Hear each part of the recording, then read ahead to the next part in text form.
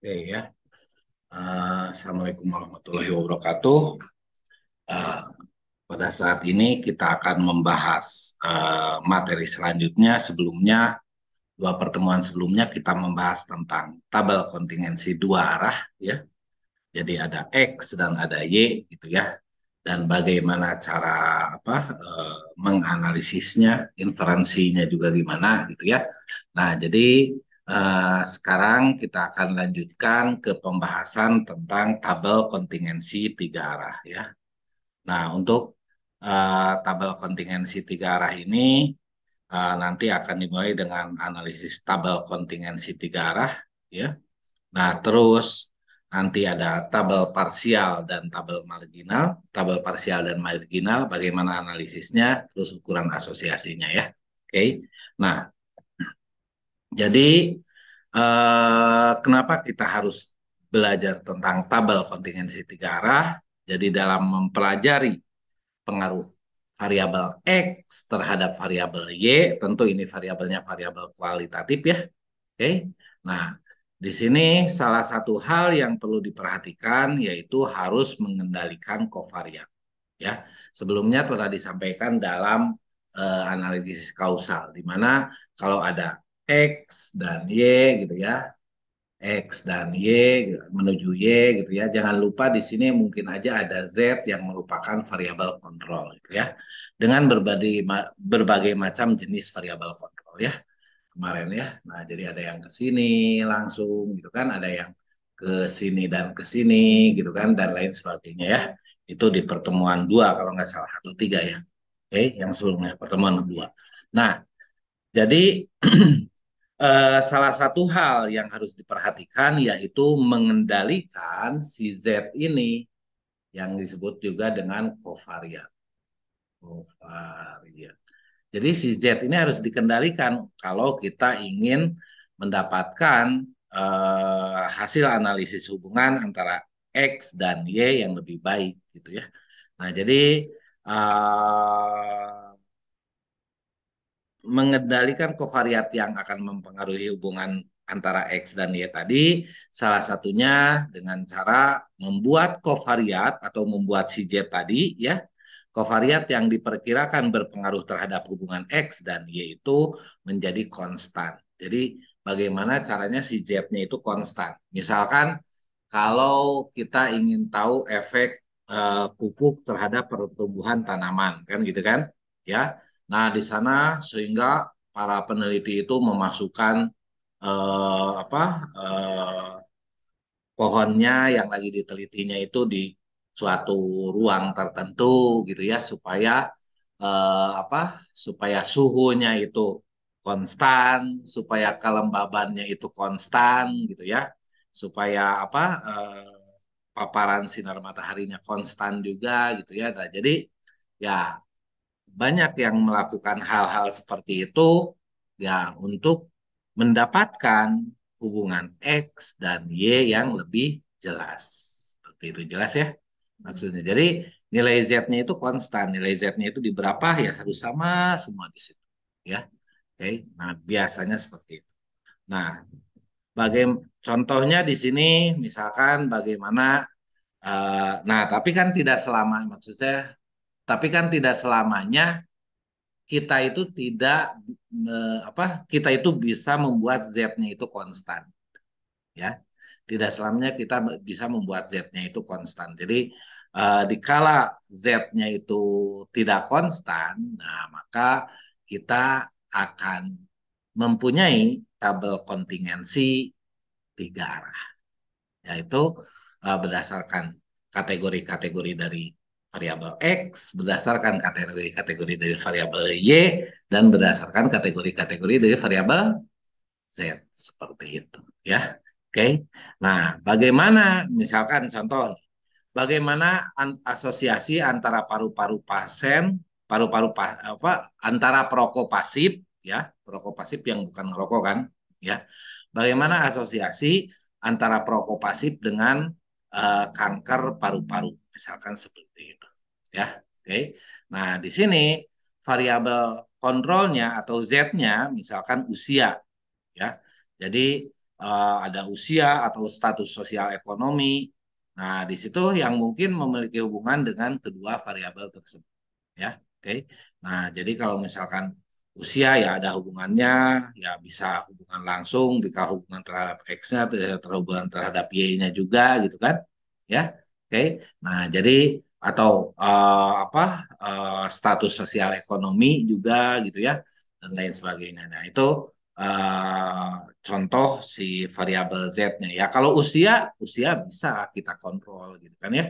Oke. Jadi kita kaji untuk usia tertentu misalkan, ya untuk usia 15 sampai 20 tahun misalkan seperti itu kan bisa kita kontrol. Jadi Z-nya itu dikontrol, Z-nya itu di apa? Di itu kan dikonstankan, disamakan ya. Sehingga nah, tapi kadangkala ya si Z itu sebenarnya dia itu memberikan pengaruh gitu ya. Oke. Jadi kalau dikonstankan justru jadi salah ya. Karena si Z itu memang memberikan pengaruh terhadap prokopasif ataupun terhadap kanker paru-paru gitu ya. Nah, kadang-kadang seperti itu. Jadi si Z-nya itu ya mau nggak mau harus ikut juga gitu ya. Oke. Nah, jadi ya kita mau nggak mau harus menggunakan analisis kategori sorry, analisis dari tabel kontingensi tiga arah ya. Oke. Nah, dari tabel kontingensi tiga arah ini kita bisa menganalisisnya berdasarkan dua hal ya. Yang pertama kita sebut dengan tabel parsial ya. Yang kedua adalah tabel marginal ya. Tabel parsial ini adalah bagian dari tabel kontingensi tiga arah yang mengelompokkan X dan Y pada variabel kontrol yang terpisah. Jadi yang terpisah adalah variabel kontrolnya. Jadi kalau misalkan tadi prokopasif dengan kanker paru-paru gitu ya. Nah, prokopasif itu adalah X-nya, kanker paru-paru adalah Y-nya. Nah, nanti ada tabel kontingensi untuk umur 15 sampai 20, untuk umur 20 sampai 25, untuk umur gitu ya. Nah, jadi parsial itu dipisah-pisahnya itu adalah Z ya. Oke. Nah, kalau marginal, marginal ya digabungkan. Jadi marginal itu cenderung untuk tidak melihat Z ya. Nah, tapi kadang-kadang dua-duanya ini tabel parsial atau tabel marginal kita itu harus menganalisisnya gitu ya, harus melakukan analisis dengan menggunakan tabel parsial ataupun dengan tabel marginal gitu ya untuk melihat seberapa pengaruh Z itu sendiri gitu ya. Oke. Nah, jadi sebelumnya kita sudah belajar bagaimana analisis tabel dua arah. Nah, kita sekarang akan menggunakan analisis inference untuk tabel kontingensi dua arah gitu ya. Tapi ya apa nilai-nilainya itu ya analisisnya itu kita lakukan secara parsial berdasarkan ZZ ya. Oke. Untuk tugas ya kalian Z-nya itu adalah laki-laki perempuan ya. Oke. Nah, di sini diketahui bahwa misalkan nih contoh ya, ini dari bukunya Agresti ya. Oke. Diketahui bahwa hasil penelitian terhadap tiga variabel yaitu ada X yaitu adalah ras tersangka, jadi ini adalah pembunuhnya ya, ras tersangkanya. Oke. Nah, terus yang Y itu adalah putusannya apakah hukuman mati atau tidak gitu ya, putusan dari hakimnya gitu ya. Oke. Dan Z adalah ras korbannya ya. Misalkan sekarang ada isu atau yang berkembang bahwa kalau misalkan tersangkanya itu adalah berkulit hitam, maka hakim cenderung akan memberikannya hukuman mati, misalkan seperti itu ya. Nah, tapi ya kita akan lihat nanti, kita akan analisis nih dari data-data yang ada. Ini datanya dari Agresti. Di sini victim berarti dia itu adalah yang dibunuhnya atau apa korbannya gitu ya. Oke, yang korbannya, ras korbannya. Terus kalau yang defendant ini adalah pelakunya atau tersangkanya ya. Nah, terus di sini hasilnya itu apakah hukuman mati, yes atau tidak, ya atau tidak gitu ya. Oke. Jadi di sini yang contohnya yang korbannya itu adalah orang berkulit putih dan pelakunya itu berkulit putih gitu ya. Nah, yang diberikan apa hukuman mati ada 53 orang ya. Yang tidak diberikan hukuman mati ada 414 orang misalnya. Nah, jadi kalau misalkan 53 dari 53 ditambah 414 itu adalah 11,3%. Ya. Jadi 11,3% ini adalah 53 dibagi dengan penjumlahan. Oke. Jadi 11,3% tersangka kulit putih dihukum mati ketika korbannya pun berkulit putih. Oke. Nah, kalau lihat di sini ya, ketika korbannya orang berkulit putih dan tersangkanya orang berkulit hitam, ya. Oke. Nah, di sini ada 48 apa pengadilan yang masuk ke pengadilan gitu kan, ya. Nah, 11 didapatkan apa 11 itu dihukum mati dan 7 itu tidak dihukum mati. Kalau kita tidak lihat percentage of yes-nya, di sini ya akan lebih banyak yang dihukum mati itu adalah orang kulit putih daripada orang kulit hitam gitu kan? Ya, oke. Okay.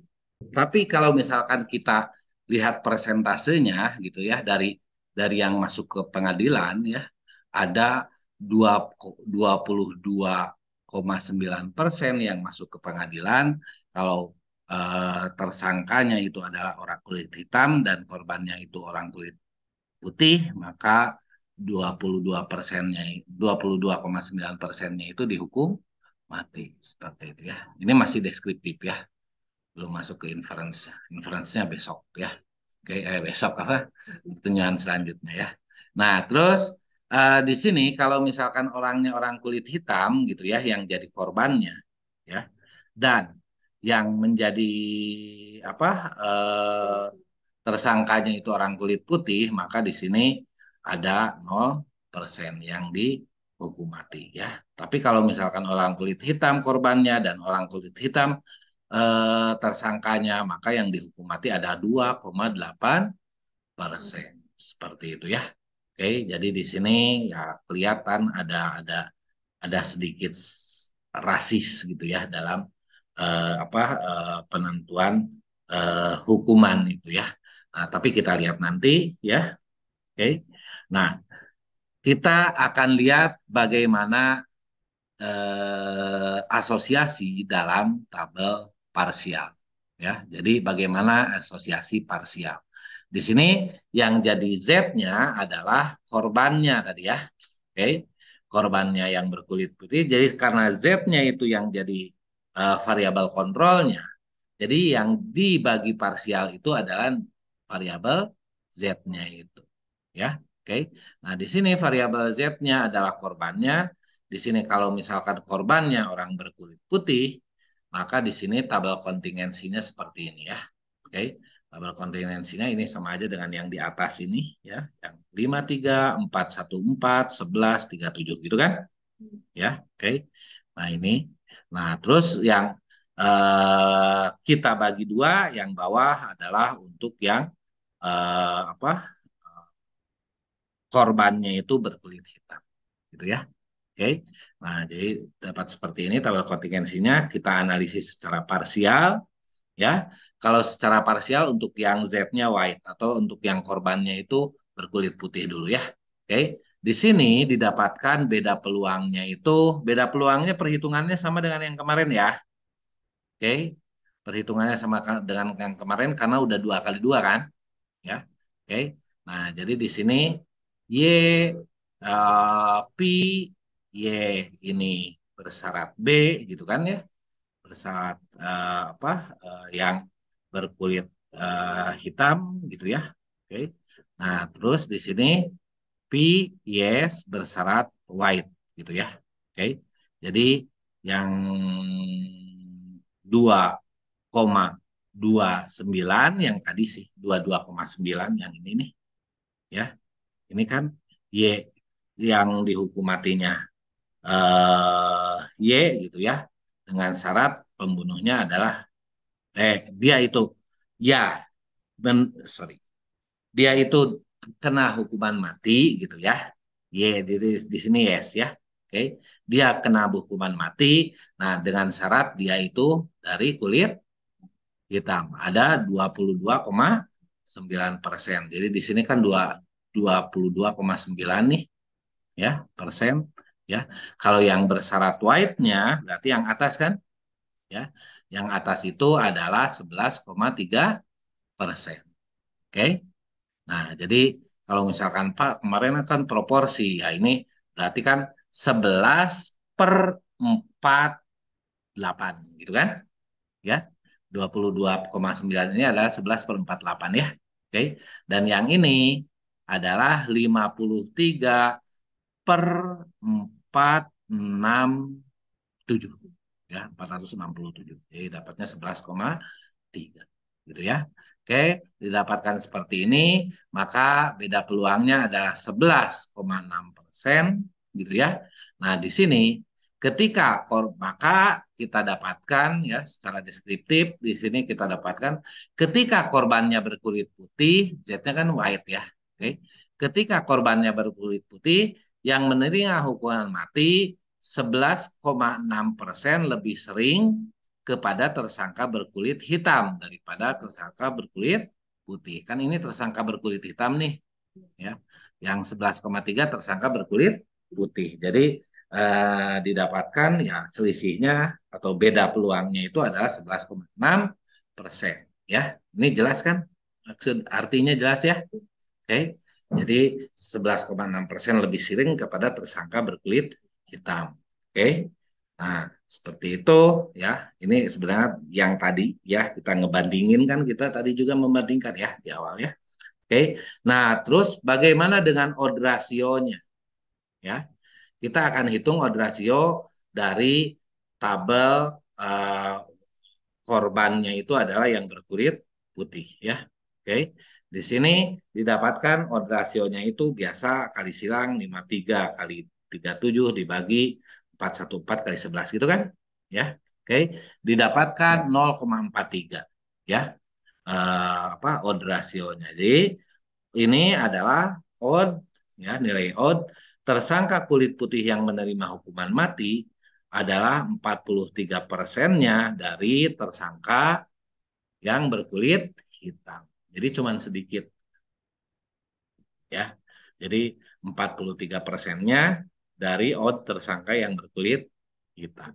Seperti itu ya. Jadi di sini yang hukuman mati lebih banyak yang kulit hitam. Kalau kulit hitamnya 100% maksudnya gitu kan. Ya. Yang 43%-nya adalah kulit putih. Jelas kan maksudnya ya? Oke, seperti itu. Nah, itu berdasarkan odd ratio juga. Jadi memang memang lebih sedikit kalau misalkan apa tersangkanya itu dari orang kulit putih gitu ya. Oke. Nah, terus sekarang bagaimana untuk yang korbannya itu adalah orang kulit hitam ya. Oke. Nah, di sini beda peluangnya sama seperti tadi didapatkan 2,79 jadi ini hampir sama. Ketika korbannya orang kulit hitam yang menerima hukuman mati itu 2,79% lebih sering apa kepada tersangka kulit hitam daripada tersangka berkulit putih gitu ya. Oke. Nah, tapi di sini cuma 2,79% gitu ya. Jadi ya apa di sini ada kebergantungan juga si tersangkanya itu kulit hitam atau kulit putih gitu ya. Karena kalau yang ini kan besar 11,6% kan, ya kan? Kalau yang ini hitungannya sama tapi 2,79% ya. Oke, jadi kalau misalkan eh, korbannya itu adalah orang berkulit hitam, jadi cenderung tidak mendapatkan hukuman mati, gitu kan? Ya, oke, daripada kalau korbannya orang berkulit putih, gitu ya. Nah, dan tersangkanya pun kalau tersangkanya kulit hitam itu 2,79% lebih besar, ya, lebih sering daripada kalau tersangkanya itu kulit putih. Jelas ya? Oke, seperti itu. Nah, jadi kita masih secara apa? Masih secara deskriptif dulu ya. Oke.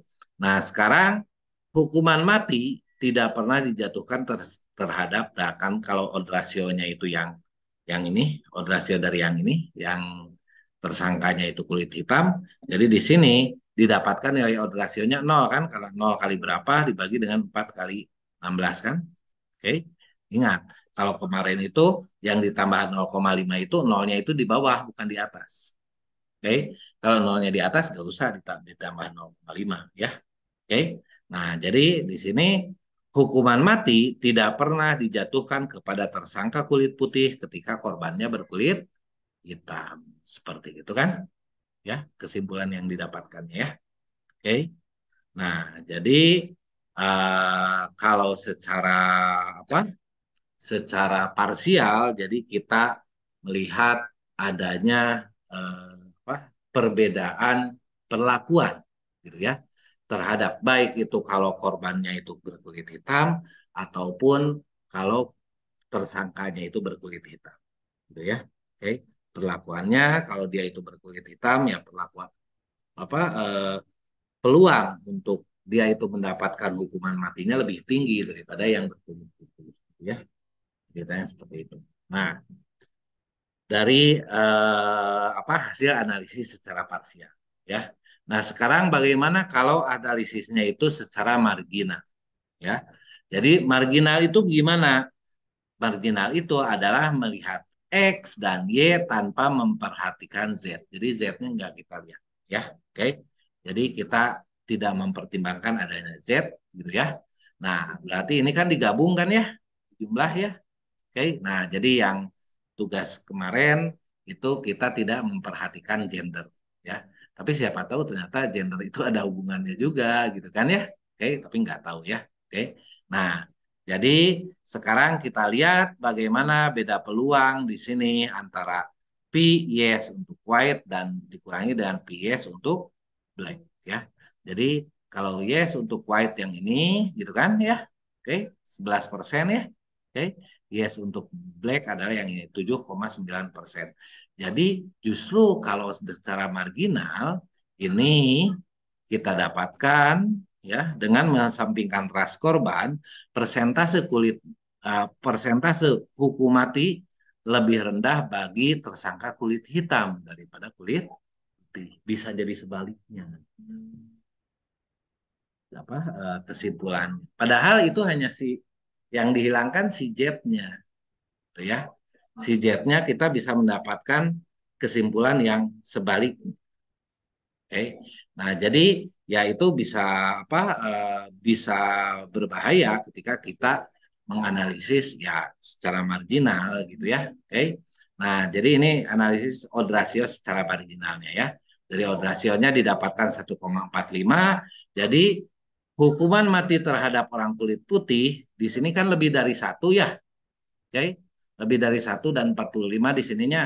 Jadi 45% lebih tinggi dibandingkan dengan tersangka yang kulit hitam. Nah, jadi ya apa di sini hasil dengan menggunakan tabel parsial dan tabel mandinal menunjukkan kesimpulan yang berbeda.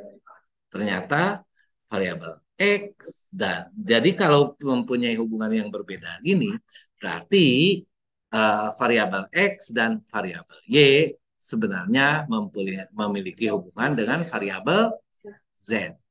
Nah, kalau misalkan X dan Y memiliki hubungan dengan variabel Z, maka yang kita gunakan itu haruslah yang parsial atau marginal. Yang parsial, karena Z-nya itu harus dipertimbangkan. Kalau yang marginal, Z-nya tidak dipertimbangkan. Ya.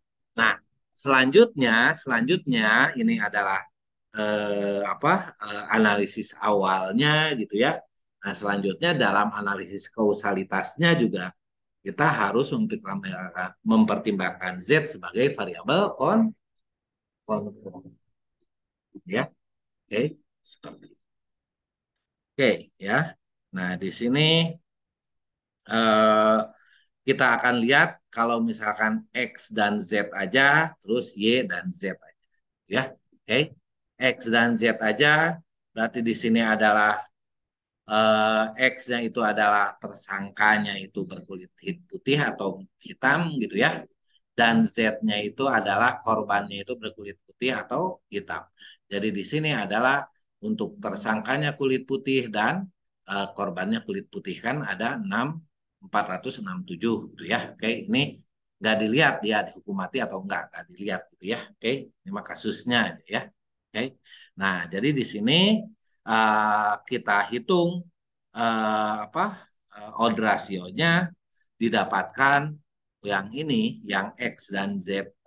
Jadi kan gini ya, di X, Y, nah, ini, terus si Z-nya itu ada terhadap korbannya juga tadi kan ya, oke, ada diskriminasi terhadap korban berkulit putih dan kulit merah gitu ya. Nah, terus ya ini si Z-nya langsung terhadap Y-nya juga gitu ya. Nah, jadi ya kita akan lakukan next analysisnya yang ini. X terhadap Z terhadap X dan Z terhadap Y gitu ya. Oke. Nah, sekarang Z terhadap X kita lihat asosiasinya ada 8 sorry. Odd rasionya adalah 86,95 ya. Oke, besar banget. Dan kalau misalkan Z dan Y gitu ya. Oke. Di sini odd rasionya 5,49 ya. Nanti kesimpulannya di bawah. Karena nilai odd rasionya ini lebih besar dari satu, ini lebih besar dari satu, ini juga lebih besar dari satu, ya. Maka terdapat asosiasi antara variabel X dan Z, begitupun asosiasi antara Y dan Z seperti ya. Jadi ya hubungan seperti ini atau kausalitas seperti ini berlaku di sini, ya, seperti itu. Nah, sekarang kesimpulannya yang tadi yang odd rasionya 86,95 itu 87 lah ya. Oke. Jadi orang kulit putih 87 kali lebih sering membunuh orang kulit putih sendiri dibandingkan dengan orang kulit hitam seperti itu ya kesimpulannya ya. Oke. Terus tersangka akan dihukum mati seandainya korbannya berkulit putih itu 5,49 kali dibandingkan seandainya korbannya itu berkulit hitam. Nah, ini informasi tambahan ya. Kalau tadi kan yang awal kan yang parsial itu identifikasi apa apakah ada hubungannya, terus ada hubungannya juga selain itu kan didapatkan informasi-informasi seperti tadi ya, kalau misalkan korbannya berkulit hitam apa berapa tadi gitu ya, eh, apa kemungkinan untuk dihukum matinya gitu kan ya berapa kali lebih besar. Nah, kalau ini oke, kita udah mendapatkan bahwa itu T berasosiasi, next analisisnya kita dapatkan seperti ini kan ini informasi selanjutnya ini belum kita dapat tadi ya. Tersangka yang akan dihukum mati seandainya korbannya berkulit putih adalah 50 empatnya dibanding seandainya korbannya berkulit hitam gitu ya. Jadi kalau korbannya berkulit putih ya hampir hampir hampir mendekati pasti untuk apa dihukum mati gitu. Ya kan? Ya. Oke. Nah, itu kesimpulannya. Nah, hal-hal seperti tadi ya, hal-hal seperti ketika kita menganalisis dengan A berbeda dengan kita menganalisis dengan B, misalkan di sini apabila asosiasi marginal, hasil asosiasi marginal berbeda dengan hasil asosiasi bersyarat gitu ya. Sebenarnya yang atas itu kan yang bersyarat ya. Oke, yang parsial itu ya. Oke. Nah, disebut dengan Simpson paradox gitu ya. Oke. Disebut dengan Simpson paradox. Tapi istilah Simpson paradox ini tidak hanya berlaku untuk marginal bersyarat tadi atau marginal parsial tadi ya. Oke. Nah, jadi Simpson paradox ini, istilah Simpson paradox ini berlaku pada variabel kuantitatif manapun maupun variabel kualitatif ya. Oke, jadi ketika kita menggunakan uji A itu misalkan ditolak, tapi ketika menggunakan uji B itu adalah diterima, yaitu Simpson paradox istilahnya ya. Oke. Dan ini bukan hanya untuk statistik ya. Simpson paradox itu digunakan untuk hal-hal lain yang saling berbeda gitu ya. Oke. Nah, di sini eh, kita lihat bagaimana eh, hubungan antara apa bedanya antara kondisional dan marginal odd ratio ya. Oke. Odd ratio yang dihitung untuk tiap tabel parsial disebut dengan conditional odd ratio yang tadi ya, parsial. Karena apa kondisionalnya di mana? Kondisionalnya di Z-nya. Z-nya ya, tadi Z. Dengan kondisi Z adalah kulit putih, dengan kondisi Z kulit hitam. Gitu kan? Ya, oke. Nah, untuk contoh yang sebelumnya, ya ini untuk yang apa tadi ya, yang parsial yang pertama untuk yang Z-nya kulit putih, dan ini untuk yang Z-nya kulit hitam, gitu kan? Ya, oke, ini sudah kita hitung tadi. Nah, odd ratio yang dihitung untuk tabel marginal kita sebut dengan marginal odd ratio. Jadi bukan partial odd ratio, kadang-kadang disebutnya juga dengan conditional odd ratio, gitu ya. Oke. Nah, yang ini adalah marginal odd ratio ketika kita menghitung ya tanpa memperhatikan Z ya. Z-nya itu tidak menjadi kondisional, faktor kondisional gitu ya. Oke. Nah, kedua nilai ini bisa berbeda ya. Oke, tadi kita udah perlihatkan bahwa keduanya itu berbeda ya. Nah, seperti itu. Nah, jadi ya ketika berbeda gini harus bagaimana? Ya, kesimpulannya ketika berbeda gini akan lebih baik berarti kita itu seharusnya parsial ya, bukan marginal. Tapi kalau misalkan ketika hasilnya sama, oh berarti si Z itu sebenarnya nggak begitu memberikan pengaruh ya. Jadi ya itu bisa marginal kita, tuh ya. Oke. Nah, ketika berbeda ya bisa aja hasilnya itu jadi kebalik tapi berbeda gitu. Nah itu ya tetap aja ke yang parsial. Oke, seperti itu ya. Nah, nanti ada yang contohnya kebalik ya, ketika pakai Z itu justru tidak memperlihatkan perbedaan, ketika tanpa Z itu memperlihatkan perbedaan gitu ya. Oke, nanti kita akan lihat. Nah, tipe-tipe independensi atau apa? Kalau tadi odd ratio ya dan beda apa? Beda proporsi, jelas ya. Oke. Nah, sekarang bagaimana kalau independensi untuk tabel kontingensi tiga arah ini. Jadi, dalam tabel kontingensi tiga arah, berarti di sana ada variabel X, variabel Y, dan variabel Z, ya. Dengan peluang bersamanya, maka dinyatakan sebagai berikut, ya. Oke. P, I, J, K. Jadi, di sini P, J, K kita bisa tuliskan juga sebagai P, gitu ya. Sorry. Sebagai pi di sini ada dalam kurung i sorry i itu untuk x ya, x sama dengan i gitu kan ya, koma sama dengan z, koma z ya sama dengan k ya. Nah, di sininya pi itu berarti untuk parameter ya. Kalau untuk sampel biasanya pakai p. Oke, peluang peluang I-nya sama dengan I. Nah, ini bisa ditulis seperti ini juga, tapi karena ini kepanjangan, kita bisa menulisnya seperti ini. Ya, kita biasanya menuliskan seperti ini supaya lebih singkat. Atau kalau misalkan P pun kita P I J K gitu ya. Atau biasanya penulisannya seperti ini ya. Peluang. Biasanya saya lebih sukanya pakai PL gitu ya, probability ya. Oke, peluang X itu sama dengan X kecil gitu kan ya. Y itu sama dengan boleh, Y jadi J boleh, Y jadi gini juga boleh gitu kan ya. Oke, atau Z di sini Z besar ya, ini salah. Z kecil ya, harusnya Z besar, Z kapital, sorry. Dan di sini sama dengan Z gitu ya. Seperti itu kan. ya, sehingga di sini kita bisa tuliskan P X Y Z gitu ya. Z kecil indeks gitu. Ya, jadi eh, notasi seperti ini kita gunakan untuk notasi peluang bersama. Tapi karena variabelnya ada tiga gitu ya, karena variabelnya ada tiga, jadi di situ peluang bersamanya adalah P I J K gitu ya. PIJK. Kalau misalkan dua kan biasanya PIJ aja ya. Seperti itu.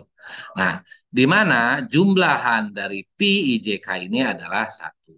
Coba biasa ya. Oke, jumlah keseluruhannya satu. Ketiga variabel X, Y, dan Z adalah mutually independent, dia itu saling bebas jika apa kondisi ini terpenuhi ya. Jadi peluang bersama IJK itu sama dengan peluang marginal untuk setiap variabel aja ya. Oke, perkalian peluang marginalnya sama berarti ya sama yang dua kan ya. Oke, sama tinggal nambah yang K aja ya. Nah, tapi karena di sini ada tiga, kita tidak hanya ada istilah mutually independent aja ya. Oke, karena ada tiga, bisa aja si PIJK-nya itu adalah peluang bersama IK dikali dengan peluang marginal J. Kan gitu kan? Ya. Kalau dua mah nggak mungkin ini terjadi, tidak ada dua gitu kan? Ya. Tapi ketika tiga, nah atau bisa sebaliknya ya, di sini IJ, di sini PK gitu ya. Oke. Atau bisa di sini P titik JK, di sini P I titik titik gitu kan? Ya. Oke. Nah, bisa gimana aja. Pokoknya di sini ada yang bersamanya, di sini ada yang marginalnya. Oke. Tentu yang ini T, yang ini tentu yang Pi titik K itu tidak sama dengan PI dikali dengan PK. Tidak sama dengan itu ya. Oke, tidak sama dengan ini gitu. Ya. Ini bisa bisa aja antara I dan K-nya itu saling bergantung, tapi kebergantungan antara I dan K itu eh, antara I dan K itu saling bebas dengan J, gitu kan? Ya. Nah, ini kasus seperti ini kita sebut dengan jointly independent, ya. Oke. Kasusnya independen tapi di sini ada joint distribution, joint probability-nya, ya. Ada probability peluang bersamanya, ya. Oke, ada peluang bersamanya di sini atau ada joint probability-nya di sini. Nah, tapi di sini saling independen antara peluang bersama dengan PJ itu, ya kan? Ya. Nah, berarti di sini kita sebut dengan jointly independent. Variabel Y itu yang Z kan? Yang J ini kan? Variabel Y, karena Y yang Y, adalah jointly independent dari X dan Z. Istilahnya seperti itu. Oke, jelas ya? Oke, bisa ininya, bisa sebaliknya. Misalkan variabel X adalah jointly independent dari X dan Y. X dan Z gitu ya. Oke, bisa seperti itu. Oke, selanjutnya tadi ada jointly independent, ada mutually independent, ya. Oke. Nah, jadi nanti ketika 4, 5, 6 arah, ya sama. Ya, ada jointly independent, ada mutually independent ya. Oke. Tapi nanti jointly independentnya banyak. Ya.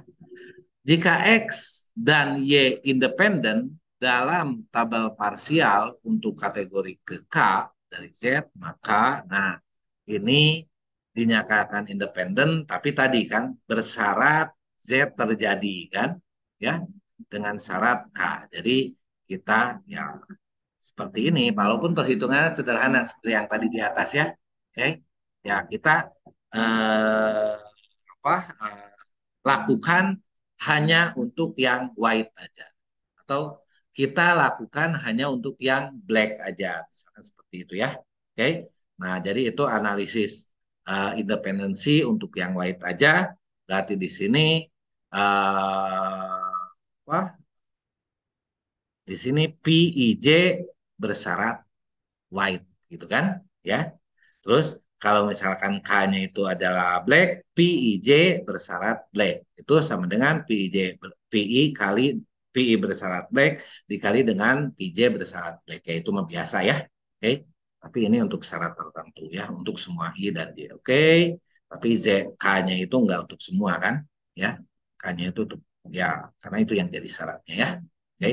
Nah, terus di sini secara umum variabel X dan Y adalah conditionally independent ya pada setiap variabel. Jadi ada istilah conditionally independent gitu ya pada setiap level dari Z jika ketentuan seperti ininya terpenuhi ya.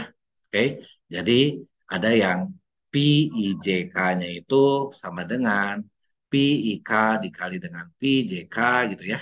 Oke. Nah, jadi ini independen apa dibagi dengan PK.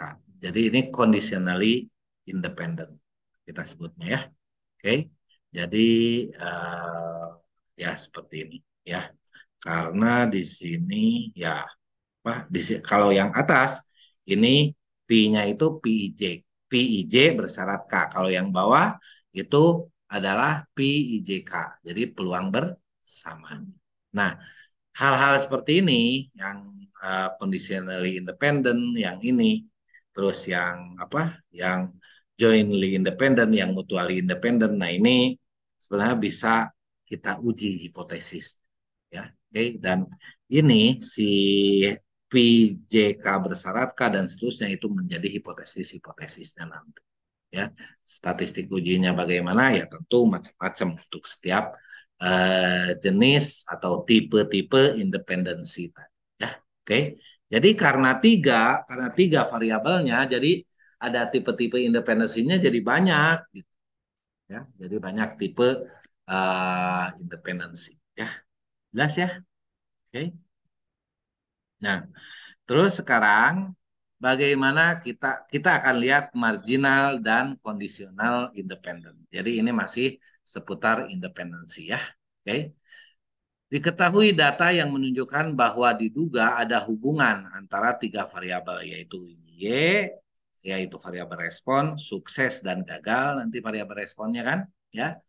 X adalah perlakuan obat, perlakuan ya. Di sini perlakuan obat ada obat A dan obat B gitu ya. Dan Z-nya adalah klinik, ada obat A dari klinik satu dan ada obat B dari klinik 2 ya. Eh, mungkin lebih tepatnya bukan klinik ya, pabrik mungkin ya. Kalau klinik dan obat yang sama biasanya enggak itu ya. Jadi misalkan ada uh, saya itu diabetes mengkonsumsi metformin ya. Nah, metformin itu macam-macam, ada yang dari Oto, ada yang dari mana, ada yang dari apa gitu kan ya. Tapi mereknya sama metformin gitu ya, namanya gitu ya. Nah, jadi ya itu. Jadi klinik di sini ya dua pabrik yang berbeda. Misalkan ya ada pabrik satu, ada pabrik dua ya. Oke. Kalau klinik kan kesannya teh dia itu ya dari klinik satu merekomendasikan obat A kan itu bisa dibeli di mana aja gitu ya kok bisa berbeda gitu ya oke tapi kita lihat nanti ya oke nah misalkan saya masih ngomongnya klinik aja dulu ya supaya sama oke ada klinik satu dan ada klinik dua ya klinik satu memberikan obat A dan B juga begitupun dengan klinik 2 memberikan obat A dan B gitu kan ya.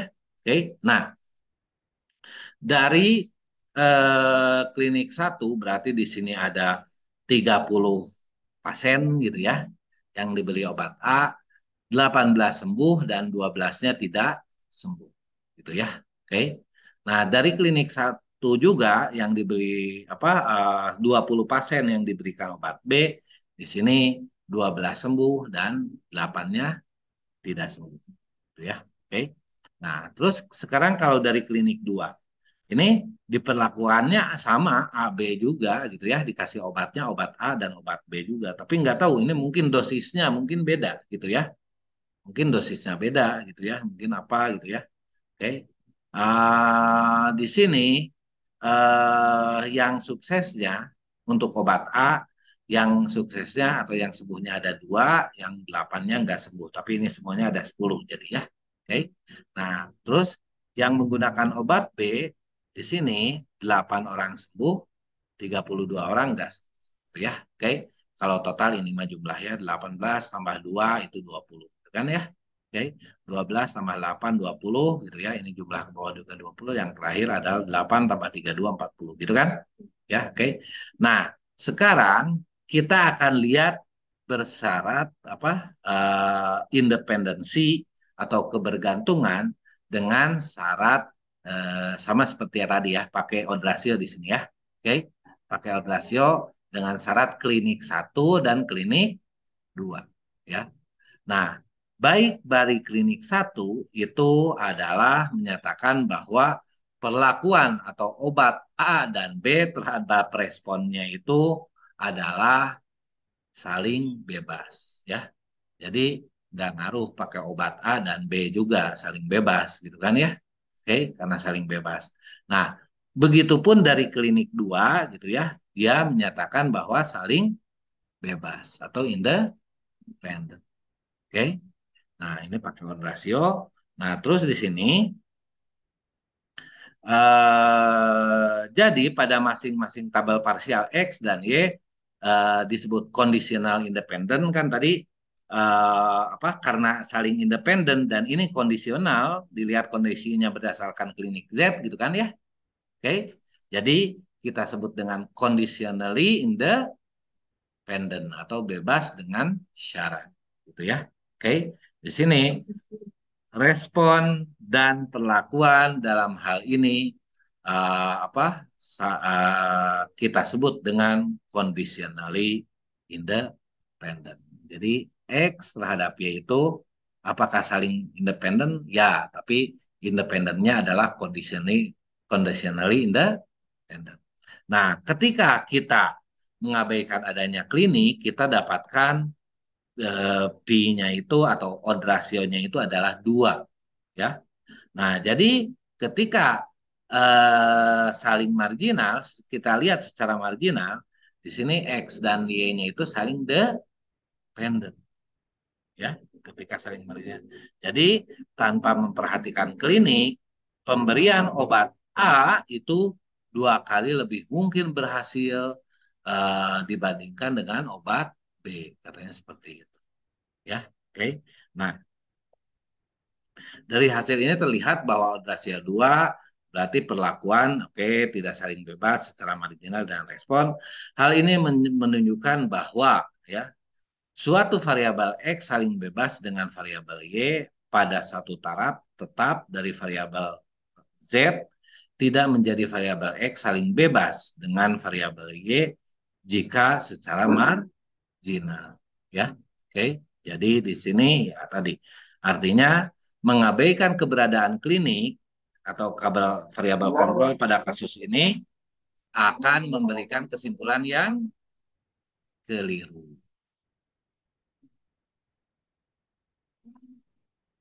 Yang benarnya tetap harus mempertimbangkan variabel kontrol. Gitu ya. Oke. Jadi mau nggak mau kan kita mendapatkan obat itu nggak langsung kita beli dari apotek kita mah, ya kan? Mau nggak mau kan untuk mendapatkan obat itu kita datang ke klinik dulu kan. Nah, dari klinik dikasih resep baru dapat obatnya gitu kan. Oke. Nah, jadi ya si klinik itu ngaruh dalam apa? Dalam prakteknya. Apakah kita mau mengabaikan adanya klinik? Ya, nggak bisa. Kita nggak boleh beli obat langsung, ya kan? Ya, oke. Nah, tapi ya eh, informasi yang benarnya itu apa? Informasi yang benarnya itu adalah yang harus melibatkan klinik itu. Walaupun tidak, walaupun saling bebas hasilnya gitu ya. Oke. Karena kita biasanya kan saya mah inginnya saling bergantung gitu ya. Jadi udah hiraukan aja yang klinik, kita pakai aja yang marginal. Nah, itu malpraktek namanya. Oke. Malpraktek dalam statistik. Jadi di sini mengabaikan keadaan klinik pada kasus di atas, pada kasus ini ya. Oke. Itu adalah kesimpulan yang keliru ya. Karena eh, secara praktisnya pun kita itu untuk mendapatkan obat itu ya harus melewati klinik. Jadi kan seperti itu ya. Oke, ya. Sampai sini ada pertanyaan? Jelas? Jelas ya? Kita sekarang masih ini dulu aja, masih apa? Eh, tiga arahnya masih secara deskriptif dulu ya. Oke. Belum ada pengujian-pengujian ya. Nanti pengujian-pengujian. Oke. Nah, terakhir adalah asosiasi homogen. Ya, jadi ada istilah asosiasi homogen atau homogeneous association. Ya, asosiasi homogen ini terjadi jika odd ratio untuk tiap level pada variabel kontrol sama. Ya, oke. Jadi nanti ada jadi apakah eh, klinik satu dengan klinik dua itu eh, nanti kan satu dua K-nya itu adalah Z-nya ya. Jadi di sini yang sama itu antar Z-nya ya, angka syarat Z-nya. Nah, apakah sama? Kalau sama, berarti di situ apa istilahnya itu mempunyai asosiasi yang homogen ya. Kalau nilainya sama ya. Oke. Eh, Nah, biasanya biasanya kalau bukan selain kasus klinik ya. Oke, kalau kasus klinik itu mau nggak mau harus ada gitu ya. Oke. Tapi kasus lain ya di mana Z-nya itu masih dipertanyakan bener nggak itu teh Z ada gitu ya. Nah, kita kadangkala harus melihat asosiasi homogennya. Kalau misalkan tidak ada kalau terjadi asosiasi homogen, maka Z-nya itu kita anggap homogen atau tadi konstan. Kalau Z-nya konstan berarti kita tidak usah menambahkan Z-nya, kita cukup dengan X ke Y aja. Ya, oke. Jadi kasus khusus di mana ya kalau misalkan untuk mendapatkan obat kan kita harus pakai klinik ya.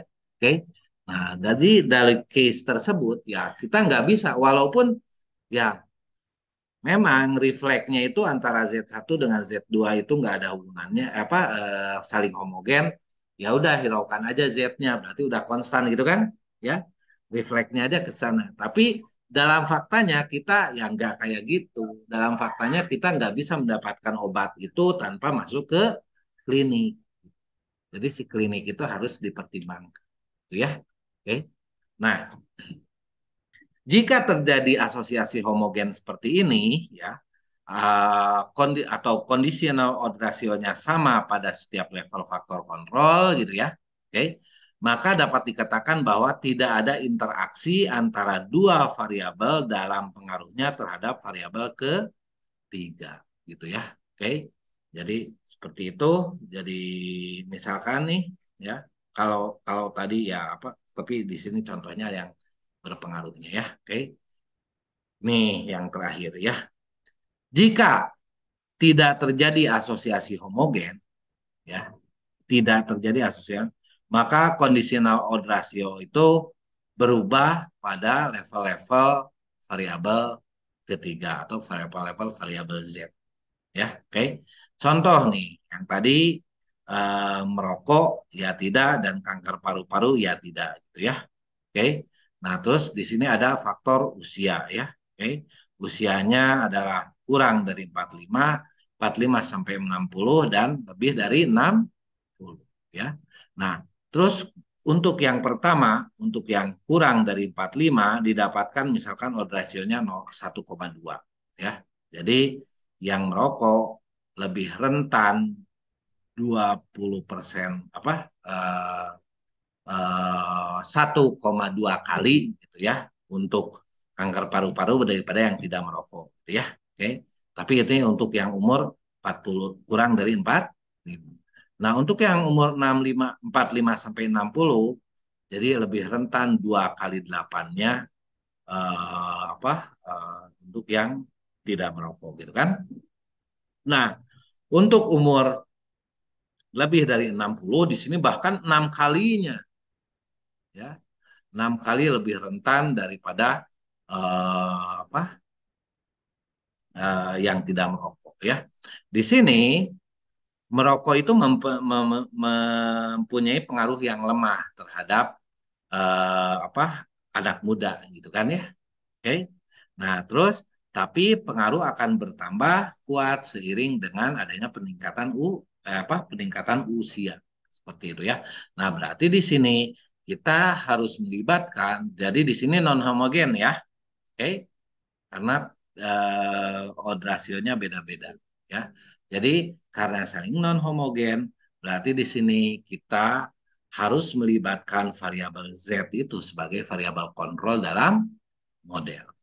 Ngerti kan maksudnya kan? Ya, seperti itu ya. Nah, tapi kalau misalkan yang ini hasilnya sama, di sini 2,8, di sini 2,8, di sini 2,8, misalkan kasus ini, ya.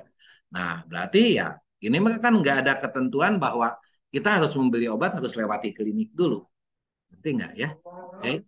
Tapi ya ini kita akan membuktikan bahwa usia itu ada pengaruhnya enggak gitu ya. Ya berarti kan kalau misalkan di setiap ini sama, ya berarti di sini kita bisa menganggap bahwa Z-nya itu tidak mempengaruhi tidak mempengaruhi kausalitas antara X dan Y seperti itu ya. Oke. Kalau misalkan kasus mau mau muda ke mau tua ke itu impactnya adalah segitu kalinya seperti itu ya. Oke. Nah, tapi hal yang saya omongkan tadi biasanya jarang terjadi gitu ya. Oke. Biasanya ada-ada aja bedanya dikit-dikit gitu ya. Oke. Nah, jadi kalau ada dikit-dikit gitu ya berarti kita harus melakukan inferensial kali ya untuk melihat apakah homogenitasnya itu uh, apa uh, asosiasi homogenitasnya itu signifikan atau tidak seperti itu ya. Oke, kita lihat kalau misalkan untuk pertemuan 5 nanti, mana pertemuan 5